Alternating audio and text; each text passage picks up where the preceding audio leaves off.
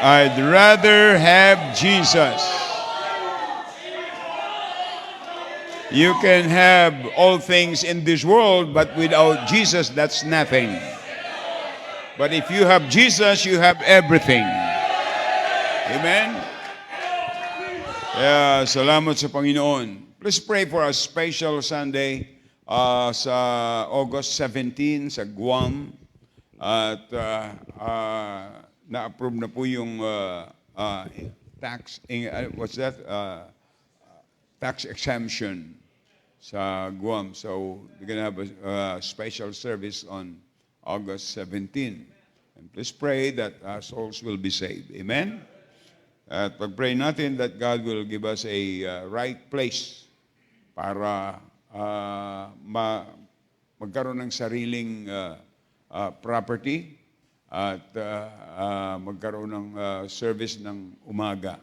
Kasi doon, ay ang service natin doon ay after ng isang service ng isang Baptist church, pinapagamit naman sa atin yung building. So we are using it from 1 o'clock until 4 o'clock or 4:30.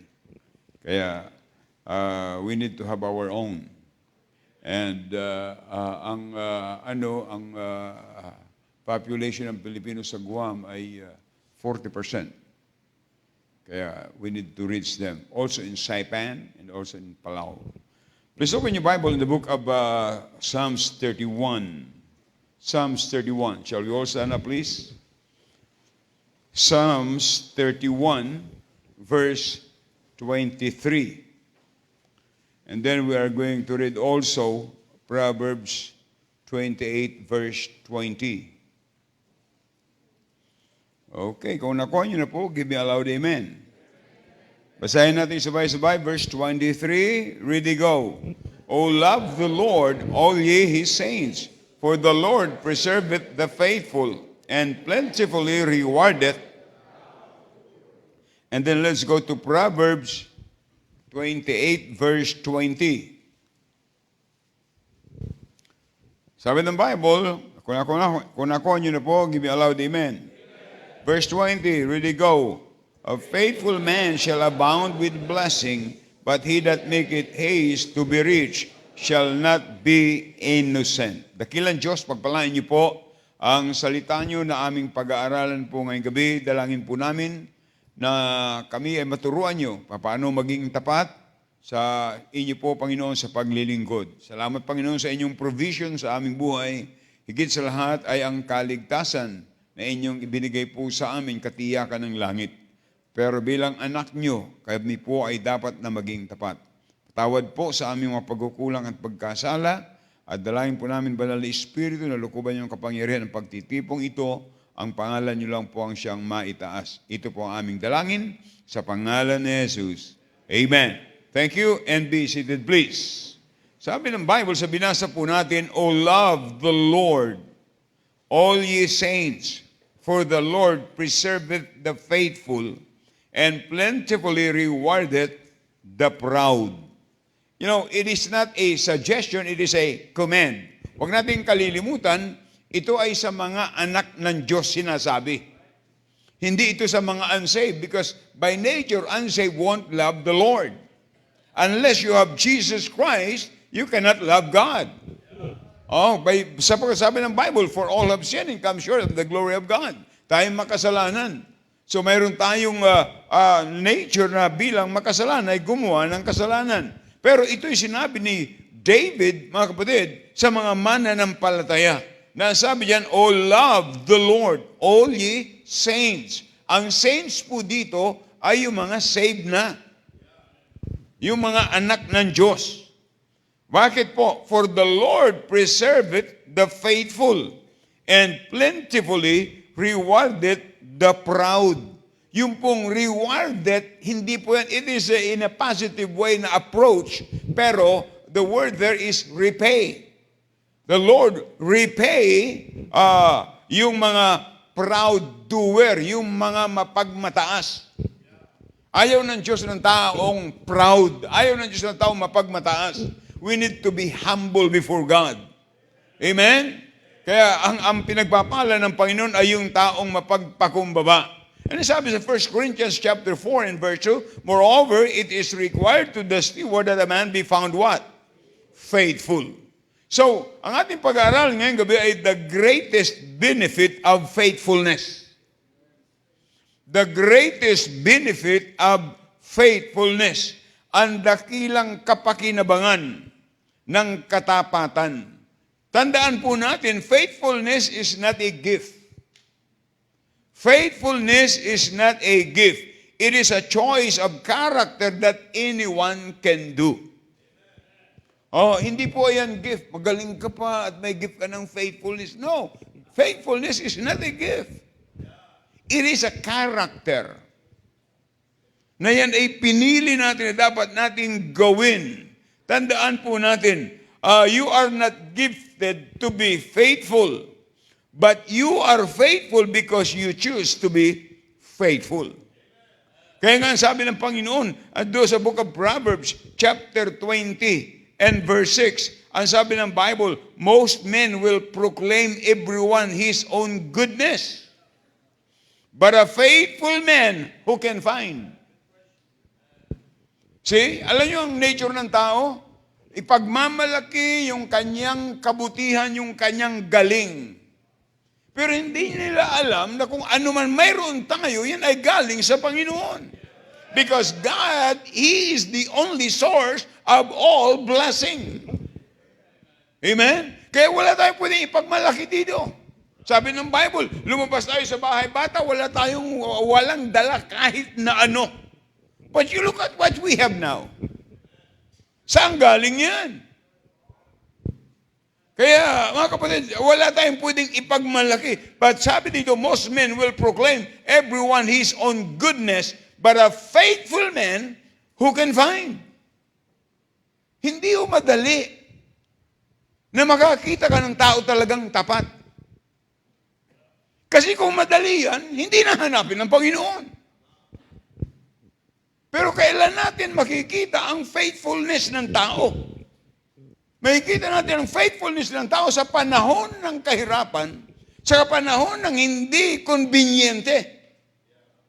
Tingnan nyo, nung magkaroon ng, nakalipas na panahon, pandemic. Maraming simbahan, walang laman. Tingnan nyo, before the pandemic, ilan ang ating attendance? Nagdi 3,000 tayo. 4,000. Pero during pandemic, where are they? Kaya ang Bible ay laging tama. So, most men will proclaim everyone his own goodness. Sasabihin, bagaman hindi ako nagsisimba, pero nagbabasa ako ng Bible. Hindi yung pagbabasa ang ating pinag-uusapan. Pwede kang magbasa sa bahay nyo, pwede kang magbasa sa opisina nyo, pwede kang magbasa kahit saan. Pero ang sabi ng Bible, ang linggo ay para sa Panginoon.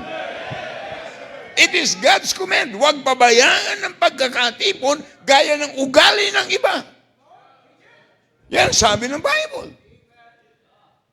Kaya bihira po makita yung mga taong tapat. Alam ng Diyos na hindi madali na matagpuan ang mga Kristiyanong mga tapat. Tandaan po natin, tayo inuutusan ng Panginoon. God commands us to be faithful because it is our sinful nature not to be faithful. Pag sinabing faithful, mga kapatid, you are not late on service. Pag sinabing faithful, you are there on Sunday morning, you are there on Sunday night. Because Sunday is for the Lord. Pag sinabing faithful, mga kapatid, not only in the house of God, but especially outside the house of God. We are here to learn, and when we go out, we apply what we learn. Are you listening? So, pagkaman gano'n mga kapatid, there is a great benefit of being faithful. Bagaman kakaunti.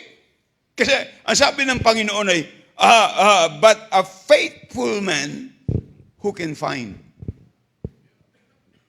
Sino makakatagpo ng mga taong tapat? Tayo ba'y tapat sa Panginoon? Pero sabi ng Panginoon, there is a great benefit to being faithful. Why? Because sabi ng Bible, sa binasa natin, God says, the Lord preserveth the faithful. In other words, being faithful won't be easy because God would not have to preserve us if it was easy. Kaya mga kapatid, dito natin makikita, faithfulness, hindi natin ito makikita sa mga panahon na madali. Kaya tingnan nyo, madaling pumunta ng church, Sunday morning. Alam yung ugali yung Sunday morning Christians? It is a Protestant attitude. Saan galing ang Protestant? Protestant came from the Catholic. Ang Protestant church, most of them, they have only service on the morning. But there's no Sunday night. And ngayon, yan ang impluensya sa maraming mga Baptist churches. They are only in church. Ang iba nga, wala ng simbahan, wala ng Sunday school. Tinuro ko kanina sa college, sa aking estudyante. Why we have Sunday school? Because Sunday school is a series of lessons. Yeah, that is teaching. Sunday school is teaching time. Worship service is preaching time. See? Kaya alam niyo ang iba sa mga Baptist churches, andyan lang yan pagka-worship service. That's the spirit of Protestantism. Faithfulness is, in all services, you need to be there. Why? Because you want to thank God. Why? You want to learn. Why? You want to grow. You want to grow. Gusto nating tayo ay lumago sa Panginoon. Kaya yung faithfulness nahahayag yan. Pagkapanahon na nakaka-challenge ang buhay, pagka may kahirapan, in spite of hardship, difficulties, faithful must be faithful. Amen? Doon natin makikita yung kanyang faithfulness. But the question is, what is the benefit of being faithful? Sabi ng Bible, God preserveth the faithful. The word preserveth comes from the word to preserve. Kaya ating makita rito that ito'y nagpapahayag kung ano yung benefit na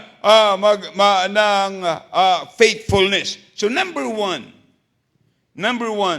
God protects those who are faithful. Because the word preserve means to protect. See? So pinoprotektahan ng Panginoon ang kanyang mga tapat. Why? Because when you are faithful to God, God will give you wisdom in all decisions that we are going to make. Mahalaga yung decision. If you, tingnan nyo, isang decision lang na mali, babagsak ka. Parang chain yan eh. Yung chain, nakabit-kabit, 10 kawing-kawing, doon ka nakabitin. Ilang chain ang dapat maputol para ikay bumagsak? Just one. Kaya, wrong decision will take you sa kapahamakan. Especially on Sunday, every Christian ought to have a decision. Saturday pa lang, kaya we need preparation. Dapat Saturday pa lang, we are already prepared that on Sunday we'll be in church on time.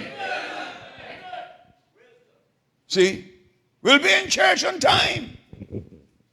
Mga Pilipino, kahit sa Amerika, maraming mga Pilipino, nakapunta sa Filipino church. Mga late pa rin. See?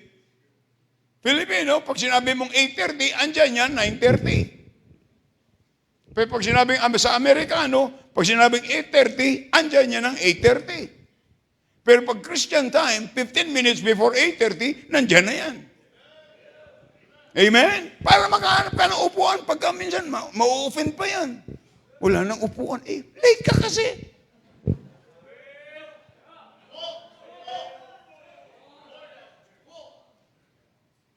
Hindi naman tayo dito tumatanggap ng reservation. Salamat nga sa Panginoon yan. Ang problema natin dito pagkalinggo. Sana wag lang yan ang problema natin paglinggo kahit Wednesday. O bago anong tawag yan, nakaraang pagtitiis natin? ano yan? Yung nakaraan ng paghihirap. Yung pandemic. Bago mag-pandemic, Wednesday night, puno tayo dyan eh. But where are they? Sa panahon lang ba ng kaalwanan tayo magiging tapat sa Diyos?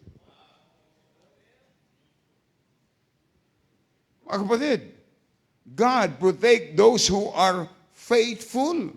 Ano sabi sa 2 Thessalonians chapter 3 and verse 3? Ano sabi ng Bible? Tingnan natin. 2 Thessalonians chapter 3. Ang sabi ng Biblia, sa 2 Thessalonians chapter 3 and verse 3,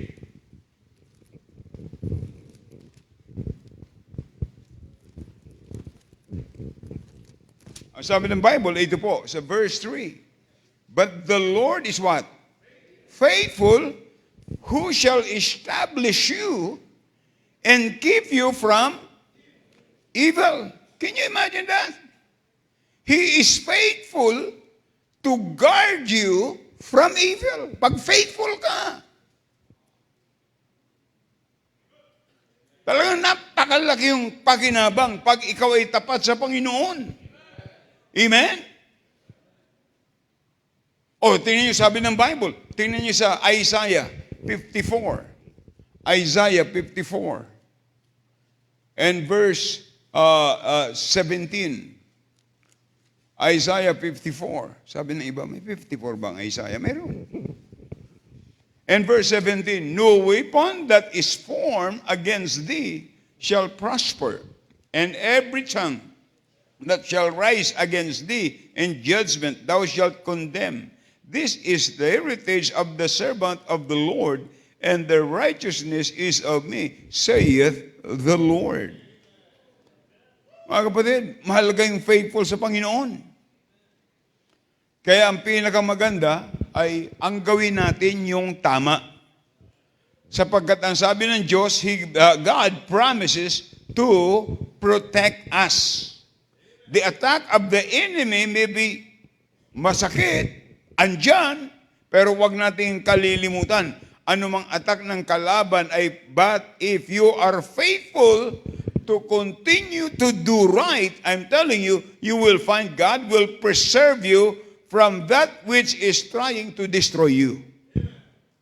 Kasi ang tao, pag nataang inggit na ang tao, wala nang gagawin yan, kundi sirain ka.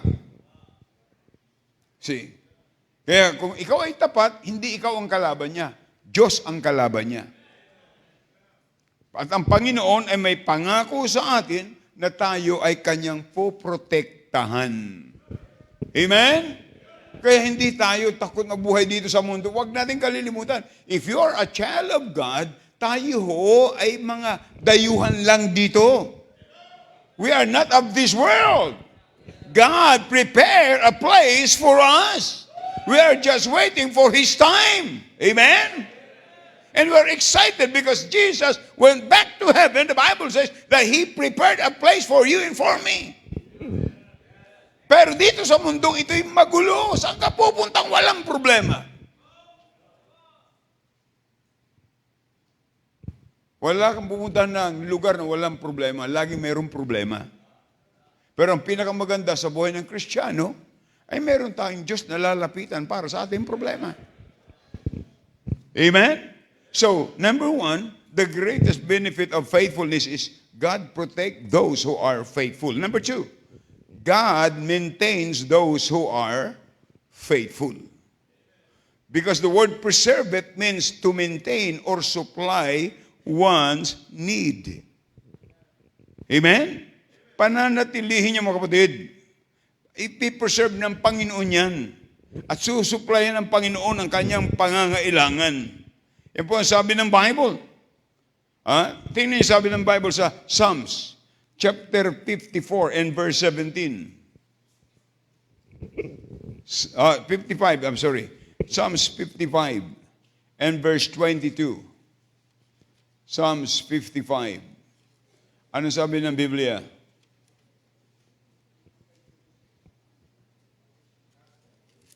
Psalms 55 and verse 22. Anong sabi ng Bible sa verse 22? Cast thy burden upon the Lord, and He shall what?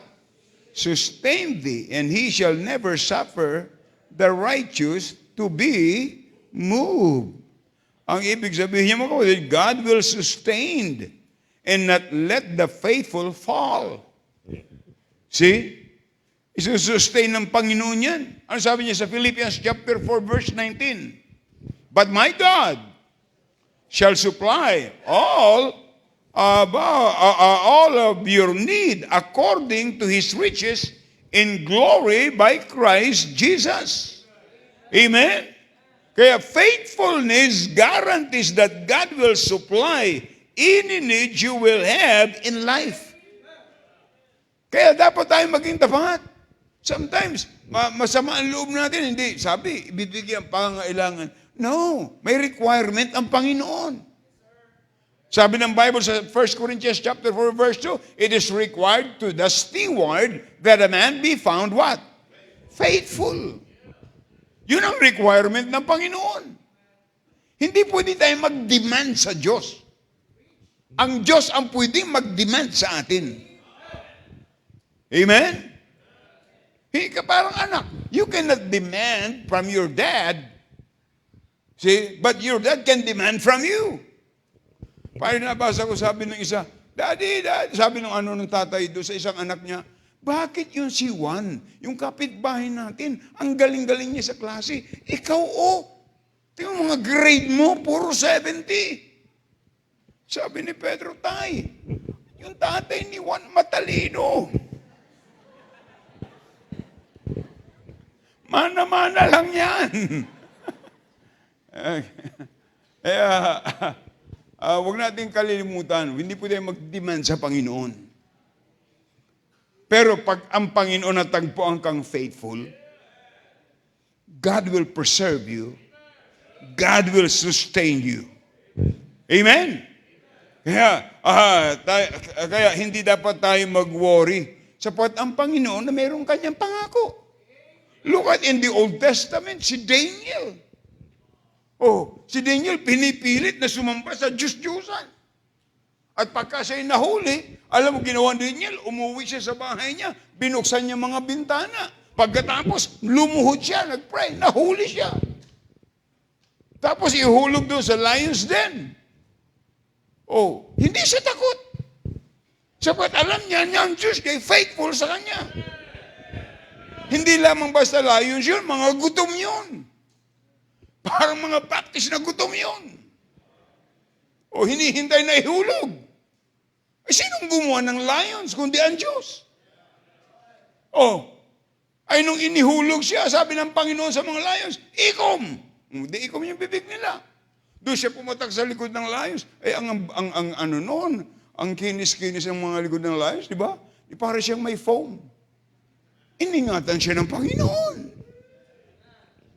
Amen? Tingnan mo yung 3 Hebrew men.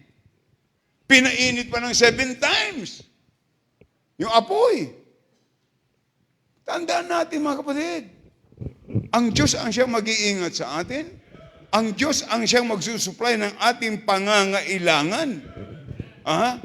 We need to stay faithful. Tingnan nyo. What makes you to get out from this church? See, what makes you to decide that you only come to church on Sunday morning, and for you that Sunday afternoon is not important? And then you demand blessing from God? No, it's wrong. Hindi ka na magdi-demand sa Panginoon. Automatic yan. When you stay faithful to God, God will be faithful to you. God will bless you. Proven na po yan, mga kapatid. Amen? So God maintains those who are faithful. Sabi niya, but my God shall supply all of my needs. Tingnan mo si Paul. Binilanggo siya. Pero tingnan nyo, Natakot pa yung bantay bilanggo kasi nung maglindol maglabasan, sabi hindi kami aalis dito. Oh, pagkatapos yung bantay bilanggo, nagsabi, anong gagawin ko para kami maligtas? Nasave pa yung jail guard. Alam niyo kapatid, pag tayo faithful sa Panginoon, gagamitin tayo ng Diyos ay kaliligtas, hindi lamang ng jail guard, kundi lahat ng mga tao. Faithfulness ang pinag-uusapan. Praise the Lord. 46 years. 47 years of God's faithfulness. We're not always faithful, but God is always faithful.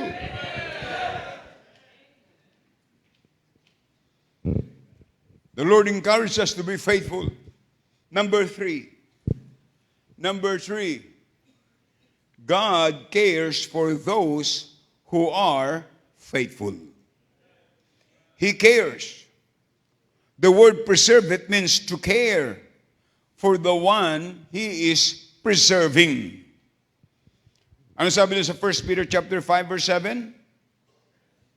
Casting all your cares upon Him, for He careth for you. May pagmamalasakit siya. Alam niyo mga kapatid, mahal na mahal tayo ng Diyos. Kaya, ikaw at ako, ikaw ang nakakaalam ng buhay mo at ako nakakaalam ng buhay ko. Tanungin natin ang ating sarili, am I faithful to God? Am I faithful to God? Am I faithful reading my Bible? Am I faithful talking to Him? What I'm saying is prayer. And you expect to be blessed? Am I faithful in my church attendance? Am I faithful in my giving? Mga kapatid, ang lahat na nakikita nating property dito, that is the revelation of God's blessing. Because we have more people who are faithful serving the Lord. Can you imagine if we have 2,000 members who are faithful?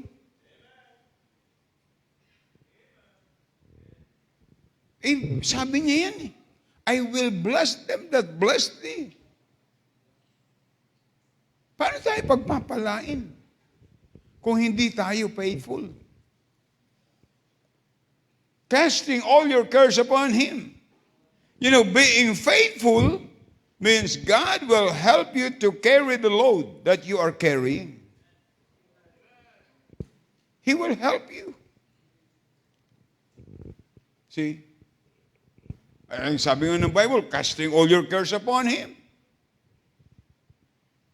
Alam niyo, normal sa Kristiyano may problema. Pero we have the greatest problem solver. Kaya hindi tayo naniniwala sa mga manghuhula. No, hindi tayo naniniwala dun. Ha? Dun sa, makikita nyo sa dyaryo na kung anong month ka ipinanganak, tapos titingnan mo dun. Napatapat pa Sunday, sabi, huwag kang lalakad-lakad sa araw na ito. Ang biro na basa, sabi niya, praise the Lord. Anong gagawin mo? Di gagapang-gapang ka na lang. Ha? Yan yung horoscope na yan. Hindi totoo. Kaya kami mga Taurus, ay hindi wala na mamira. Ha? Casting all your cares upon Him. God is faithful, mga kapatid, na anumang load of cares mayroon tayo, siya ay nandyan lagi. God is always on His throne, waiting for your call. But while we are waiting for His blessing, we need to be faithful, serving Him, and make yourself always excited of what we can do for the Lord. The most exciting ministry is winning souls for Jesus Christ. But how many members are faithful in soul winning? Amen? Kaya meron tayong mission work, meron tayong mga outreaches. That's the reason we have a Bible college to train men and women how to win souls and how to serve God faithfully, because God always bless faithfulness. Amen. Tandaan po natin, napakahalaga. Yan po'y, kung tayo if we are going to stay faithful to Him and do what He commands us to do, I'm telling you, we will be blessed. We will be blessed. I said, number one, God protects those who are faithful. Number two, God maintains those who are faithful. Number three, God cares for those who are faithful. And the last one, God looks after those who are faithful. Tandaan po na, sabi doon sa Proverbs 3, verse 6, in all thy ways, what? Acknowledge Him, and He shall direct thy path. God looks after those to make sure they take the right path of life if they will stay faithful. Tandaan po natin. Tingnan niyo po, sabi doon sa Psalms 34 verse 15. Psalms 34 and verse 15. Ang sabi ng Biblia, the eyes of the Lord are upon the righteous, and His ears are open unto their cry. God is listening. Amen? What a blessing, what a blessing. Ano sabi ng Bible? Tingnan niyo sa Psalms chapter 1. Psalms chapter 1 and verse 6. For the Lord knoweth the way of the righteous, but the way of the ungodly shall what? Perish. God knows and watches over the path of the faithful. Tandaan po natin mga kapatid, lahat ng may mga planong sirain ka, sasawayin ng Panginoon yan. Sapagkat Kanyang iniingatan ang mga matatapat. Amen? Iniingatan ng Panginoon. Tandaan po natin mga kapatid, hindi tayo mabibigo if we will just stay faithful to God. If you stay faithful, because He will be sure direct your feet to the path that will keep you in His will. Diyan tayo iingatan. Kaya nga tinan nyo, yung program natin. We have program. Every Thursday is a soul winning day as a church. But as individual, we can win souls every day. As a church, meron tayong program. Pag ang simbahang ito ay wala ng soul winning, I'm telling you, this church will die. A lot of dead churches because they don't have soul winning. The life of the church is soul winning. Because God blesses soul winning churches. Soul winning Christians. Tandaan po natin, at ito ay makikita natin, but we cannot do it without obedient heart. We need to obey on God's command. Stay faithful to God because God is faithful. Tingnan nyo, minsan, mali ang ating decision, but God is still faithful. Tingnan nyo, I said last Sunday, Abraham. Tingnan nyo si Abraham, marami siyang mga pagkakamali. Pero hindi siya tumigil. Minsan tayo nagkakamali, hindi ang ibig sabihin, titigil tayo. No. Normal lamang, kilalanin natin yung ating pagkakamali and you keep going. Don't stop. Don't quit. Don't quit winning souls. Don't quit giving for the ministry. Don't quit coming to church. Don't quit reading the Bible. Don't quit praying. Stay faithful to God. 47 years. This coming January. 47 years. Mga kapatid, we have no time to quit. But we have a lot of time to continue. Keep on going until we hear the sound of the trumpet. And the Bible says, in a twinkling of an eye, we'll be up there. Amen? The greatest time for the faithful members, for the faithful Christian, is when we hear the sound of the trumpet. And we will be with Him. And you are going to go to your own mansion, the Bible says. Stay faithful. Salamat sa Panginoon na maraming Kristiyano na natuto pumunta sa church ng on time. Minsan pag tinitingnan ko yung attendance, Sunday school. Tapos makita mo yung worship service, mas marami. Ibig sabihin, marami ding na late. Ano kaya kung lahat ng mga latecomers, late din pumunta sa langit? Magdanas muna ng 3.5 years tribulation.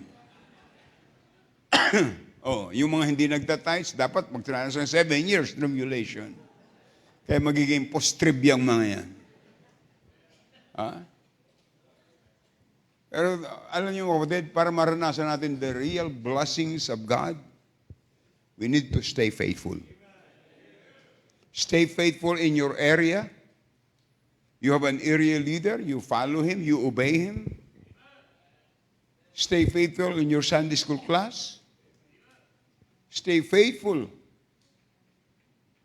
Tandaan natin mga kapatid, alam ng Diyos lahat ng ating ginagawa if we are faithful or not. You come tonight, talk to God. Lord, forgive me of my unfaithfulness. Be humble. Lord, I am unfaithful in my tithes and offering. I am faithful of reading the Bible. I am unfaithful in my prayer life. And I believe that everybody wants to be faithful. But we need to do it. We need to do it. Shall we all stand up, please?